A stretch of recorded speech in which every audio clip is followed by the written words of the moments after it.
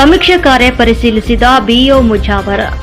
ಕರ್ನಾಟಕ ರಾಜ್ಯ ಹಿಂದುಳಿದ ವರ್ಗಗಳ ಆಯೋಗವು ಸಾಮಾಜಿಕ ಮತ್ತು ಶೈಕ್ಷಣಿಕ ಸ್ಥಿತಿಗಳ ಕುರಿತು ಸಮೀಕ್ಷೆ ಕೈಗೊಂಡಿದ್ದು, ಇಂದು ಶನಿವಾರದಂದು ತಾಲೂಕಿನ ಹಿರೇರೂಗಿ ಗ್ರಾಮದಲ್ಲಿ ಸಮೀಕ್ಷೆ ಕಾರ್ಯವನ್ನು ಕ್ಷೇತ್ರ ಶಿಕ್ಷಣಾಧಿಕಾರಿಗಳಾದಂಥ ಶ್ರೀಮತಿ ಎಸ್ ಮುಜಾವರ್ ಹಾಗೂ ಕ್ಷೇತ್ರ ಸಮನ್ವಯ ಅಧಿಕಾರಿಗಳಾದಂಥ SR ನಡುಗಟ್ಟಿರವರು ಪರಿಶೀಲಿಸಿದ್ರು.